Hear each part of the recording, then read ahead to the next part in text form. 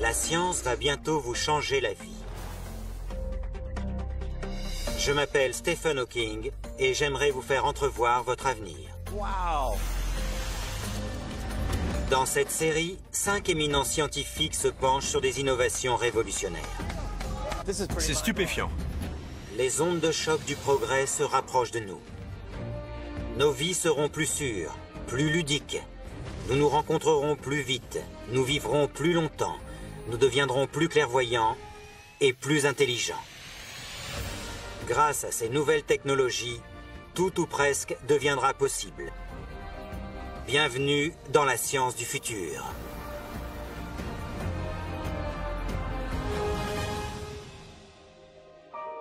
Il y a 100 ans, 2 personnes sur 10 vivaient en milieu urbain. On estime qu'en 2050, ce sera 7 sur 10. Nul ne sait exactement ce que nous réserve le futur, mais le fait est que nos villes sont déjà surpeuplées et polluées. Nos 5 scientifiques vont observer comment la technologie est utilisée pour créer des espaces urbains plus ingénieux, dans l'espoir de pouvoir subvenir aux besoins de notre population qui ne cesse de s'accroître.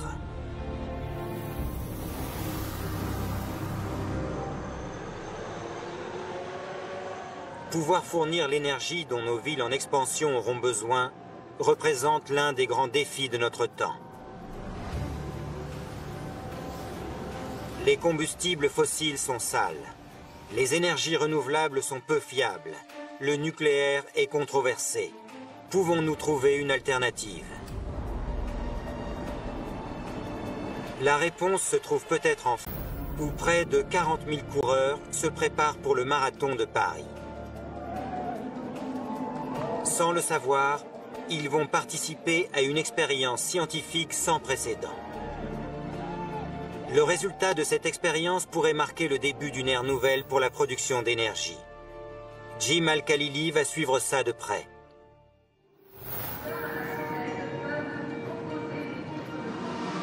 À 20 mètres sous les rues de Paris se trouve la plus grande station de métro au monde, Châtelet-Les Halles. Tous les jours, 750 000 personnes traversent cette station. Tous ces gens dépensent une importante quantité d'énergie. Qu'est-ce qu'on en fait? Rien. Quel gaspillage! Existe-t-il un moyen d'exploiter cette activité humaine en la transformant en électricité?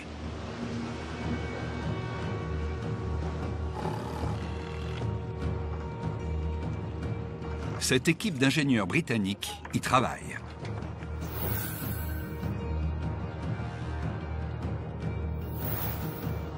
Ils transforment la chaussée en centrale électrique. Cette nouvelle technologie a été développée par l'ingénieur Lawrence Campbell Cook. Parlez-nous de votre concept, Lawrence. Qu'est-ce que vous faites exactement? La technologie PaveGen convertit vos pas en électricité. À chaque fois que vous marchez ou sautez sur une dalle, elle convertit une petite quantité de votre énergie cinétique en puissance électrique. La pression exercée par le pied abaisse une plaque flexible qui fait bouger un aimant néodyme dans un anneau de cuivre. Cet effort produit un courant qui peut être stocké.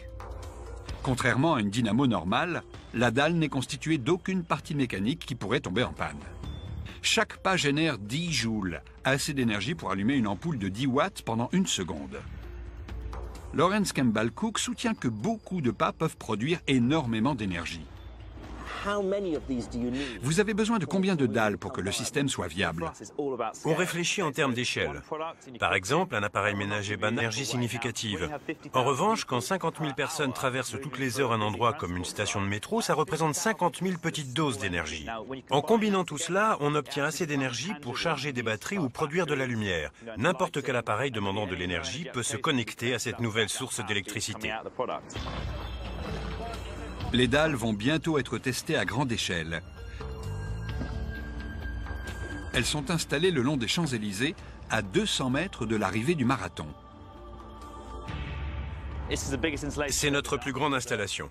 On va disposer au sol 178 dalles. Je suis impatient de voir combien d'énergie sera produite par rapport au nombre de coureurs. Et je suis pressé de voir quelles sont les dalles les plus efficaces. De l'énergie humaine, C'est une idée ingénieuse. Les réserves seraient inépuisables. Imaginez une ville entière illuminée grâce à ses habitants. Mais plus le marathon approche, plus j'ai des doutes. J'ai fait des calculs et je suis arrivé loin du compte. Chaque pas sur une des dalles produit 10 joules d'énergie. Cependant, pour éclairer tous les lampadaires de Paris pendant une nuit, il faut 1000 milliards de joules. Ça représente 100 milliards de pas. Je peux comprendre les réserves de Jim. Cette technologie ne pourra jamais faire concurrence aux combustibles fossiles ou à l'énergie nucléaire. Mais elle a le potentiel de changer radicalement la façon dont on produira notre énergie dans le futur.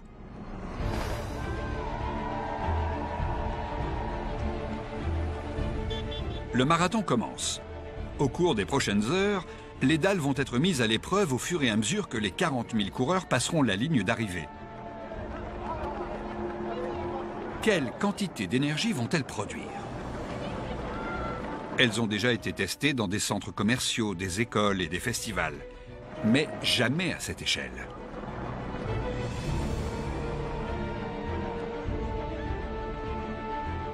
L'énergie générée par les coureurs de tête est mesurée. Le moment est crucial pour Lorenz. Les coureurs sont encore en train d'arriver. Ils passent tous par vos dalles. Combien d'énergie a été produite pour l'instant? Depuis 1 heure, les dalles ont produit environ 90 000 joules. C'est assez pour illuminer un lampadaire pendant un peu moins de 2 heures. Les derniers coureurs sont arrivés. C'est l'heure de faire les comptes. Les 140 mètres carrés de dalles ont généré 4,7 kWh d'électricité. C'est assez pour charger 2000 téléphones portables, conduire une voiture électrique sur une vingtaine de kilomètres ou fournir l'électricité pour 50 diodes électroluminescentes. Qu'est-ce que vous allez faire maintenant? Nous allons installer notre technologie dans plusieurs grandes villes, dans les transports en commun et dans des nouveaux bâtiments. Métro, aéroports, gares, ce sont dans des endroits comme cela que l'on peut se rendre compte du potentiel évident d'une énergie produite par l'activité humaine. Ici, PFGen pourrait être très utile. Nous nous trouvons à la station Charles de Gaulle, fréquentée par des milliers de personnes chaque heure. Nous voulons que nos dalles soient installées sur les quais et dans les couloirs. Chaque dalle produit une petite quantité d'énergie. Combien de dalles faudrait-il pour que les résultats soient significatifs? Beaucoup, c'est vrai. Mais cette technologie est gratuite et facilement accessible. Il faut en profiter. Des milliers de gens prennent le métro ici tous les jours. Ils pourraient générer plus de 500 kWh en une semaine, ce qui suffirait à fournir l'électricité de 10 maisons de taille moyenne pendant une journée. Ces dalles créatrices d'énergie sont en plein développement. Elles seront installées dans plusieurs grandes gares au cours de l'année. Des centaines de millions d'êtres humains à travers le monde pourraient bientôt produire de l'électricité rien qu'en marchant. Dans le futur, alimenter nos villes en électricité nécessitera un mélange de technologie, d'ingéniosité et d'imagination. Une partie de la solution pourrait bien être l'énergie humaine. L'électricité recueillie grâce à l'activité humaine pourrait être la meilleure des énergies renouvelables. Procurer les ressources nécessaires à notre population grandissante représente un véritable défi pour les villes du futur. En 2050, la population mondiale pourrait approcher les 10 milliards. Imaginez les files d'attente dans les supermarchés. Il faudra trouver un moyen de faire les magasins plus rapidement et plus efficacement. Est-ce que les robots peuvent nous venir en aide? En 2025, notre planète comptera 30 mégapoles de plus de 10 millions d'habitants. Tous ces gens auront des attentes et des besoins. Est-ce que la technologie peut nous aider à combler notre appétit pour les échanges commerciaux toujours plus rapides? À Boston, des robots sont spécifiquement fabriqués pour répondre à la demande des consommateurs. Chris Elias-Smith va tester la théorie stipulant que tout ce que font les humains peut être encore mieux fait par les robots. Faire les courses est long et ennuyeux. Est-ce qu'un robot peut aller plus vite que nous? On va faire un test simple. Je vais chercher une douzaine d'articles, puis passer en caisse. Nous allons voir combien de temps ça va me prendre. Le consommateur moyen passe environ 2h30 par semaine à faire ses courses. Dans une année, ça représente 15 jours entiers dédiés au shopping. Dans notre monde actuel où le temps est précieux, c'est un véritable gâchis. Des noix de cajou. On passe à la suite. De la glace. Voilà.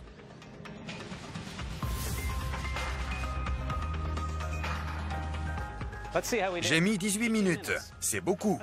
Plus d'1 minute et demie par article. Et si nous pouvions nous débarrasser de cette contrainte en pressant simplement un petit bouton? Ça serait intéressant. Kiva Systems a peut-être trouvé la solution. Ces ingénieurs ont conçu, fabriqué et entraîné une armée d'ouvriers capables de faire les courses à votre place. Des robots, par centaines. Mick Mounts est leur inventeur et le PDG de la société. Il y a une dizaine d'années, je travaillais dans le commerce électronique sur un projet de livraison à domicile dans la région de Boston. Nous n'arrivions pas à trouver un moyen rapide et économique de rassembler efficacement tous les éléments composant les différents paniers des consommateurs. Alors nous avons inventé ceci. Traditionnellement, dans un centre de distribution, des employés vont chercher les produits à l'aide de chariots élévateurs. Chez Kiva Systems, les produits sont rangés sur des étagères mobiles. À chaque nouvelle commande, un robot est assigné pour récupérer ce qu'il y a sur la liste. Nous allons demander à tous les robots de venir dans l'allée principale. Peu importe où ils se trouvent, ils ont tous reçu la mission de se rendre et s'aligner dans l'allée. J'ai toujours voulu commander ma propre armée de robots. C'est parti. Lâchez les chiens. Ils ne vont pas au bon endroit. Je ne suis pas très doué pour commander une armée de robots. Là, il y en a 4 qui bougent en même temps. Comment font-ils pour ne pas se rentrer dedans? Les robots fonctionnent grâce à un réseau sans fil connecté à l'ordinateur central. Ils se déplacent selon un système de stickers électroniques que nous avons placé au sol. On leur transmet des missions et on leur indique des itinéraires libres qu'ils peuvent emprunter. Ça fonctionne un peu comme le trafic aérien. Chaque sticker est composé d'un code-barre bidimensionnel unique, définissant sa position sur l'itinéraire à l'aide de coordonnées spécifiques. L'ordinateur central fournit des données à tous les robots de la ruche et met à jour ces informations au fur et à mesure de l'arrivée des commandes. Les trajets de chacun des 500 robots de la société changent constamment pour éviter la collision.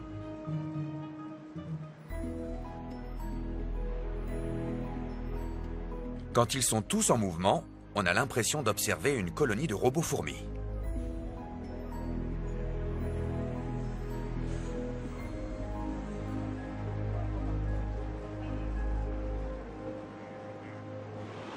Ces petits robots sont assez mignons. Mais comment marchent-ils? Regardons de plus près. Il y a 2 moteurs qui font avancer le robot et un troisième qui sert à élever et faire tourner la plaque du dessus. Ça ressemble à un tire-bouchon. Le design est ingénieux. Ce robot-là a été conçu pour supporter une charge de 1300 kg. Puis nous avons la partie informatique, assez importante. C'est là que se fait la coordination en Wi-Fi avec l'ordinateur central. Cette caméra montre le sol et les produits que le robot prend. Sur cette pièce, vous pouvez voir les différents capteurs, lumières et indicateurs. Regardez ça. Ce robot a plus d'yeux qu'une araignée. Les robots de ce genre vont définitivement accélérer le processus du shopping en ligne. Mais pour parler de révolution, il faudrait qu'ils puissent être assez rapides pour permettre une livraison garantie le jour même de la commande. Nous allons tester les robots. À quelle vitesse peuvent-ils récupérer tous les produits de ma commande et les amener à ma porte? De quoi avez-vous absolument besoin? En premier, je voudrais de la glace au caramel. De la glace, ok. Voilà. Votre commande est maintenant lancée. On pourra récupérer les articles sur cette table, juste ici. Les robots devraient se mettre en marche. Ils bougent, oui. Ils vont commencer à récupérer les produits que vous avez commandés. C'est parti. Ce concept est vraiment novateur. On perd beaucoup moins de temps. Mais 5 articles arrivent en même temps? Oui, ça fait 5 robots pour 5 articles, à moins que l'un des robots porte 2 des articles que vous vouliez. L'algorithme de notre logiciel prend ce facteur en compte. Donc, si l'un des robots a 2 ou 3 des éléments que vous avez commandés, c'est ce robot qui sera sélectionné. La charge de travail des robots en est diminuée. Le premier est déjà là. 30 secondes après l'envoi de votre commande depuis Internet, le premier produit peut être récupéré. C'est génial. C'est ça le futur. Bientôt, vous pourrez aller au travail le matin, passer une commande et être livré chez vous le soir. Amazon, la plus grande entreprise de commerce électronique au monde, a acheté Kiva pour 800 millions de dollars. On estime qu'en 2023, le shopping en ligne représentera plus d'un quart de toutes les ventes, notamment grâce à l'avantage de la livraison rapide. Les différentes possibilités d'interagir avec le monde sans être physiquement présent augmentent rapidement. Comme vous pouvez l'imaginer, je trouve ça particulièrement séduisant. Vivre dans nos villes aujourd'hui peut être épuisant. Combien de fois avez-vous déjà souhaité avoir un double avec qui partager votre travail et toutes vos responsabilités? Créer des doubles numériques de nous-mêmes parfaitement réalistes est un rêve ambitieux. Les dernières technologies suggèrent que l'idée n'est pas aussi farfelue que l'on pourrait le croire. Quand j'étais plus jeune, les avancées technologiques prédisaient un futur dans lequel nous aurions plus de temps pour nos loisirs. Mais en fait, plus nous avons de temps libre, plus nous sommes débordés. Aujourd'hui, nous disposons de machines qui augmentent notre capacité à devenir multitâches. Et si nous pouvions être en 2 endroits à la fois? Daniel Kraft va enquêter sur la façon dont nous pouvons être dupliqués virtuellement.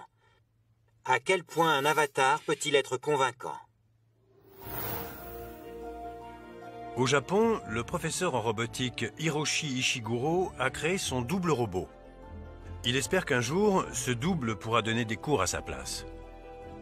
Le robot est plutôt réaliste et presque convaincant. Mais il a quelque chose de dérangeant. Il manque quelque chose. Je me rends à l'autre bout de la planète, à Los Angeles, où l'industrie du divertissement a inspiré ce qui pourrait être une meilleure solution. Ici, à l'Institut de technologie créative de l'Université de Californie du Sud, des scientifiques pensent que si nous voulons vraiment essayer de nous dupliquer, il faut oublier les robots. Ils travaillent sur un moyen de copier les humains grâce au numérique et à la technique du photoréalisme. L'équipe de scientifiques fait des recherches sur la façon dont la lumière est réfléchie par notre peau. Utilisant de nouvelles techniques de digitalisation, leur but est de reproduire une image virtuelle convaincante de personnes existantes. Bonjour. Un des nombreux projets de l'équipe est dirigé par Paul Debevec. Allons nous faire numériser. Paul, sur quoi travaillez-vous? Nous nous trouvons dans le laboratoire graphique de l'Institut de technologie créative. C'est ici que nous nous servons de notre dispositif lumineux et de la digitalisation pour créer des doubles virtuels qui ressemblent trait pour trait à nos modèles humains.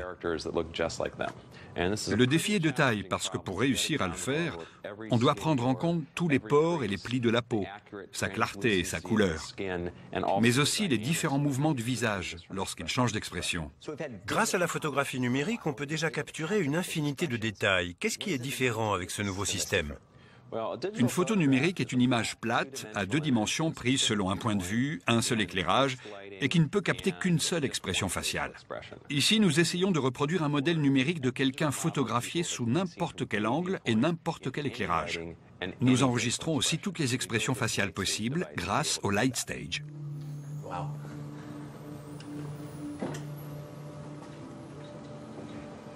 J'ai l'impression d'être entouré d'étoiles. Cet appareil compte à peu près 6000 ampoules LED et il y a 7 appareils photo à haute résolution qui sont pointés sur vous. Paul et son équipe ont découvert que la lumière ne fait pas que se refléter à la surface de la peau.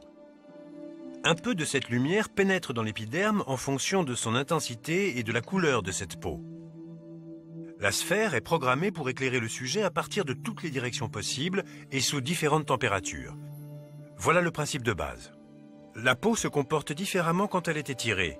Le dispositif de Paul prend en compte ce phénomène. Et maintenant? Nous allons vous demander de prendre plusieurs expressions et de garder la pause pendant 2 secondes à chaque fois. Les appareils photos vont se déclencher et prendre environ 16 photos pendant ces 2 secondes et sous différents éclairages pour qu'on puisse enregistrer la brillance et la transluminescence de votre peau, ainsi que la manière dont la lumière se réfléchit sur votre peau. Nous avons besoin de tout cela pour reconstruire votre visage en 3 dimensions. Super, allons-y. Je dois avouer que je suis un peu inquiet que mon visage soit examiné si minutieusement. Daniel, vous allez prendre votre première expression.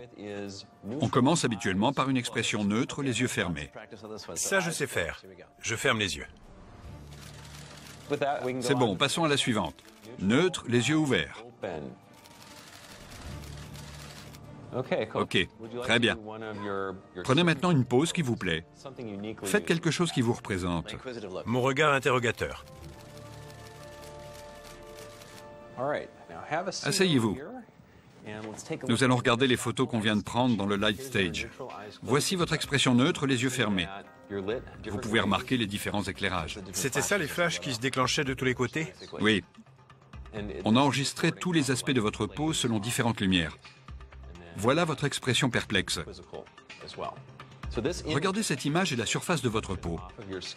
La lumière a tellement bien pénétré votre épiderme que l'on peut voir une quantité incroyable de détails.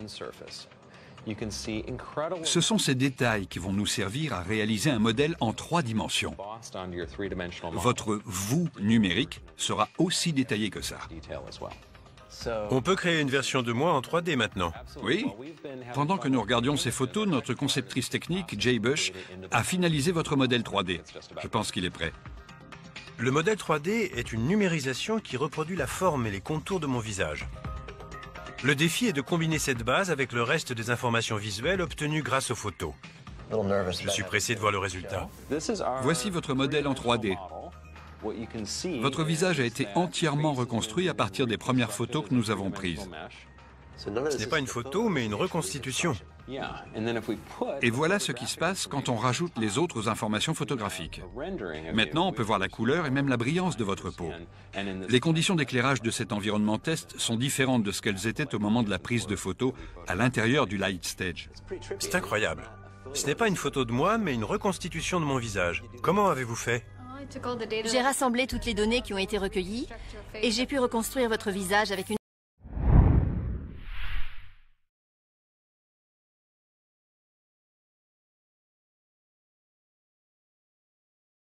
précision de 1/10 de millimètre. Ce sont tous ces petits plis et ces rides qui rendent l'image plus réelle. 1/10 de millimètre, c'est presque trop précis. C'est absolument crucial pour créer un personnage numérique réaliste, qui est convaincant dans ses mouvements et au niveau des émotions qu'il essaie de communiquer. Le résultat est assez impressionnant. Mais pour créer un avatar vraiment convaincant à l'image parfaite de son modèle, il faut que ses mouvements paraissent naturels. Paul fait des tests sur un personnage modelé à partir d'un des chercheurs de l'équipe, Harry Shapiro. Beaucoup de gens à travers le monde m'ont contacté pour me demander si c'était bien moi. On a la même voix et il me ressemble, à part pour la calvitie. Nous avons commencé par le Light Stage, là où vous étiez. Harry est resté à l'intérieur pendant 30 minutes et nous avons photographié une trentaine d'expressions différentes. Vous pouvez en voir quelques-unes. Puis nous sommes allés plus loin. Nous avons fusionné toutes ces expressions pour obtenir plusieurs séquences de mouvements naturels. Vous pouvez observer qu'à chaque nouvelle expression, la forme du visage et sa texture changent. Les détails sont incroyables. On peut faire tout ce qu'on veut à ce visage. Cette image-là, très colorée, vous montre notre technique d'animation. Quand Harry bouge, ses expressions faciales stimulent différentes parties de son visage.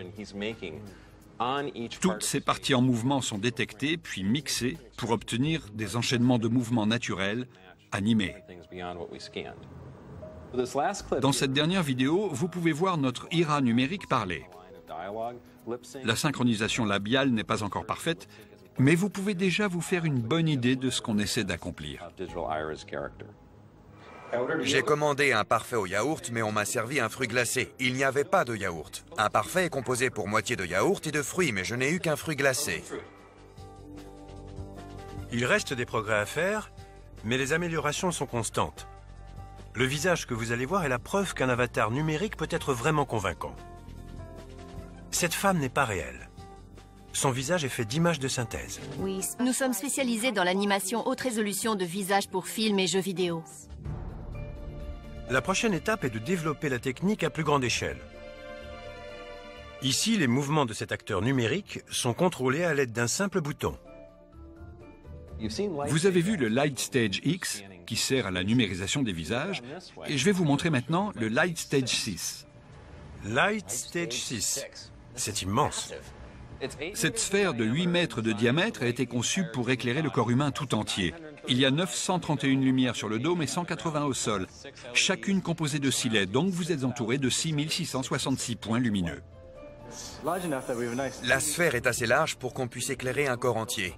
Nos appareils photo et caméras sont ultra rapides, ce qui nous permet d'avoir de multiples clichés sous de nombreux éclairages différents. Ce n'est pas de la capture de mouvement? La capture du mouvement ne capte qu'un nombre réduit de points sur le corps. Nous enregistrons les mouvements de l'intégralité du corps.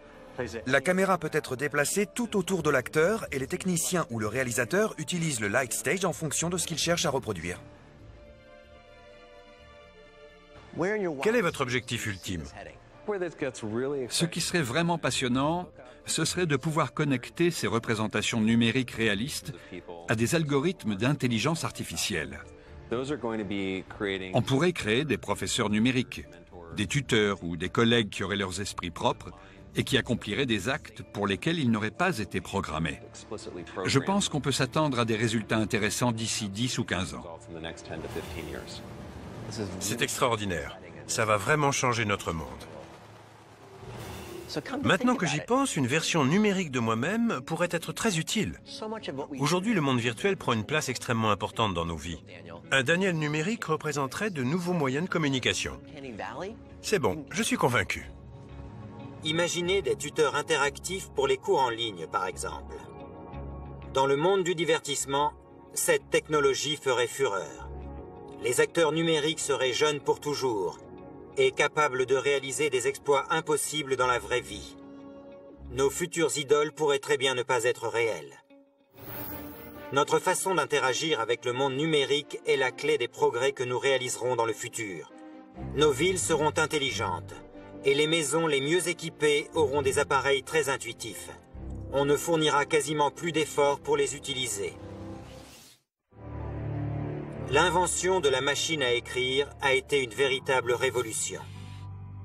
Plus de 150 ans plus tard, les écrans tactiles ont ouvert de nouvelles manières de communiquer avec le monde numérique.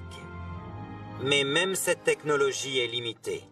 Pouvons-nous améliorer encore notre relation avec le monde physique et enfin profiter des maisons et bureaux intelligents qu'on nous promet depuis des années?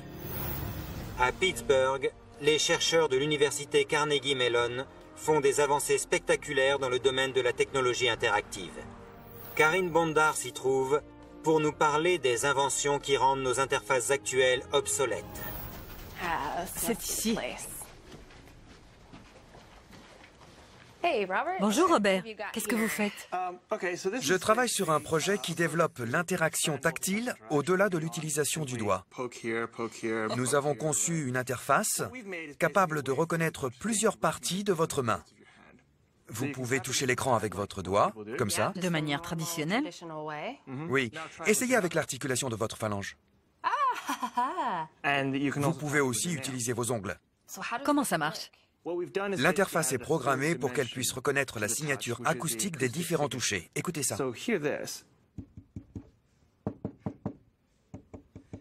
Ces sons sont très différents. L'écran est capable d'exécuter ce que vous lui avez demandé selon la partie du doigt mise en action. Un des capteurs de l'écran peut détecter les différents types de vibrations qui servent à activer des fonctions distinctes.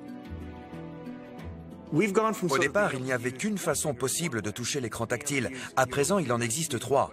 Votre manière d'interagir a été triplée. C'est un énorme pas en avant. Nous essayons maintenant de trouver un moyen pour pouvoir utiliser la main entière. Prenons cette tablette. Voilà un autre projet sur lequel nous travaillons. Imaginez tenir cette éponge pour tableau dans votre main. Faites le geste. Voilà. La brosse apparaît à l'écran. J'utilise toute ma main pour faire ça. L'écran est capable de détecter plusieurs combinaisons de toucher, ce qui rend l'interaction presque aussi naturelle que si on utilisait de vrais outils. Des chercheurs sont allés encore plus loin. Ils sont en train de transformer radicalement nos interfaces en supprimant complètement les écrans. Le projet WorldKit peut faire de n'importe quelle surface une interface digitale.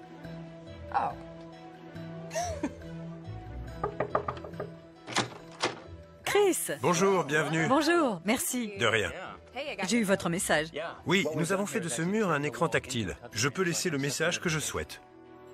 Des murs tactiles? C'est incroyable. Comment un mur peut devenir sensible au toucher? Voilà WorldKit. Ici, vous avez un projecteur et une caméra spéciale appelée caméra de profondeur. Elle ne distingue pas les couleurs, mais la profondeur. Au lieu de voir chaque pixel en rouge ou bleu, la caméra prend compte de la distance à laquelle se trouve le pixel. D'accord. Il y a ici un émetteur infrarouge qui émet un rayonnement. Là, cette caméra infrarouge suit ce rayonnement et décrypte ce qui est en 3D ou non. La combinaison projecteur-caméra permet de créer des surfaces sensibles au toucher, des tables, des portes et des murs. N'importe quoi peut devenir un écran tactile. Comme le mur à côté de votre porte. Oui. La caméra de profondeur discerne les objets selon leur distance par rapport à l'arrière-plan. Qu'est-ce que je fais? Le système est programmé pour enregistrer où et à quel moment un objet en mouvement atteint l'arrière-plan. Imaginez que votre main soit un pinceau et dessinez le détecteur sur la porte. OK. Où voulez-vous que vos messages apparaissent? Ici. Très bien. Maintenant, placez-vous devant la porte. Et voilà. Vous pouvez dire que vous êtes occupé. Quand je touche le mur, une petite tache bleue apparaît. Ça veut dire que la caméra de profondeur a détecté une activité. Le système détermine ensuite quel bouton j'ai touché et le projecteur l'illumine. Ceci n'est qu'un simple exemple du type d'application que l'on pourrait développer partout. Ce qui est vraiment impressionnant, c'est comment cette technologie va transformer notre vie quotidienne. Le monde numérique sera accessible plus facilement et n'importe où, au bureau, à l'école, à la maison. On a installé WorldKit sur ce plan de travail. Il va nous aider à réaliser une recette. Nous avons les instructions pour faire un cake à la banane. Et ici, c'est la liste des ingrédients. Du sucre, des bananes, des œufs, etc. Commençons par prendre cette tasse d'eau. Je la pose là où c'est écrit? Oui, la couleur du cercle devrait changer. C'est devenu vert dès que je l'ai posé. C'est ça. Voilà la farine, une tasse de farine. Ensuite, le sucre. Et ici, la banane. On a besoin d'une banane et de 2 œufs. Voilà. J'essaie avec un œuf. Le système est même capable de me dire si je n'ai pas les bonnes quantités. Il me manque un œuf. Regardons quelle est la prochaine étape. Nous devons mélanger tous ces ingrédients et les mettre au four pendant 25 minutes. Faisons ça. OK. Cette technologie diminue notre charge de travail. Ça veut dire que nous aurons plus de temps pour nous relaxer. 25 minutes exactement. Laissez-moi vous montrer quelque chose dans le salon. Je peux dessiner des interfaces sur cette table basse ordinaire. Je peux également changer l'orientation de l'interface si j'en ai envie. Sur ce fauteuil, on peut contrôler le volume de la télévision. OK. Et voilà. Je vais ajouter une interface ici. Ce sera très pratique. Maintenant, vous pouvez contrôler la télévision. Asseyez-vous et mettez-vous aux commandes. C'est vraiment génial.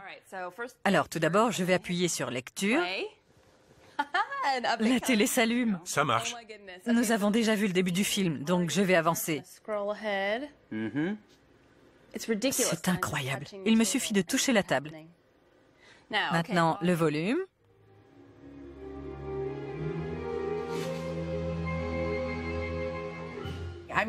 C'est la technologie parfaite pour les gens paresseux. Je vais prendre 10 kilos si j'installe ça chez moi. Dans quelle autre pièce de la maison pensez-vous que ce système sera utile? Vous avez remarqué qu'il est très facile de transformer n'importe quelle surface de la maison en surface sensible au toucher, comme ce fauteuil, cette table, un mur ou un plan de travail. Cette technologie pourrait être présente partout et se fondrait dans l'environnement comme l'air ou la lumière. Bientôt, nous n'aurons plus besoin de clavier ou d'écran. On aura un accès illimité à la technologie grâce à un simple toucher. La première étape est la miniaturisation. Nous essayons de créer des versions de WorldKit de plus en plus petites. Celle-ci fait la taille d'une ampoule. On retrouve le projecteur et la caméra de profondeur. C'est la même technologie qu'avant, mais en miniature. On pourra projeter des interfaces partout où on le voudra. Dans environ 10 ou 15 ans, on installera ces dispositifs dans toute la maison. Il y a 100 ans, avec l'arrivée de l'électricité, c'est ce qu'on a fait avec les ampoules. Et bientôt, les interfaces tactiles seront tout aussi indispensables.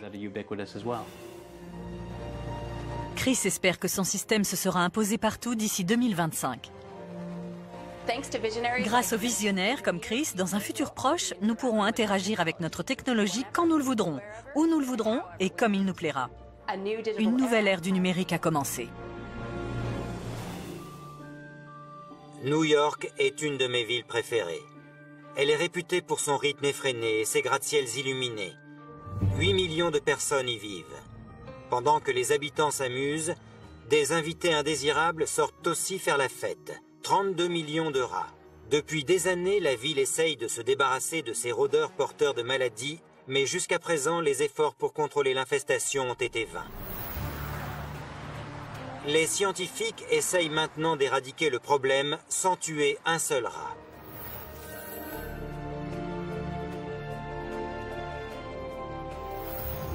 Arati Prasad est à New York pour nous en dire plus sur cette extraordinaire idée.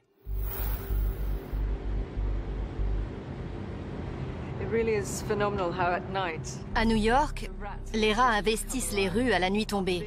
C'est incroyable. Je ne suis ici que depuis quelques minutes et j'en ai déjà vu une douzaine.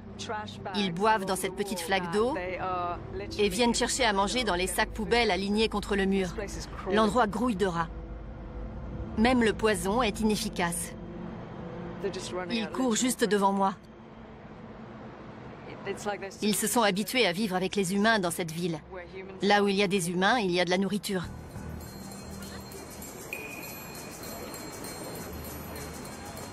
La nouvelle approche de la municipalité est financée par l'Institut national de la santé, qui a investi 1,1 million de dollars. Des scientifiques vont tenter une expérience radicale pour contrôler la fertilité des rats. Les tests ont lieu dans le métro, là où ces animaux sont les plus répandus. Le docteur Loretta Mayer dirige le projet. À chaque fois qu'un train arrive, on peut sentir l'odeur infecte des rats en décomposition. Vous pensez qu'ils ont été tués par du poison? Oui, sûrement. Mais le poison n'est pas la bonne solution. Ça fait des dizaines d'années qu'on les empoisonne. Et ils sont toujours là. Loretta est convaincue que les tuer ne sert à rien. En revanche, elle a remarqué une caractéristique importante du comportement de ces rats. Il y a des familles chez les rats, comme chez les humains. Elles ont des territoires. Même si on extermine tous les rats d'un territoire, d'autres rats vont immigrer sur ce territoire et bientôt, il y en aura plus qu'avant. Donc on ne résout pas le problème. Exactement. Le vrai problème, c'est la reproduction. Comment peut-on contrôler la fertilité des rats? Comme la plupart des idées de génie, la solution est apparue à Loretta de manière inattendue. Il y a une vingtaine d'années, alors qu'elle étudiait les rongeurs, on lui a raconté l'histoire de plusieurs femmes travaillant dans une usine de plastique et souffrant de problèmes de reproduction.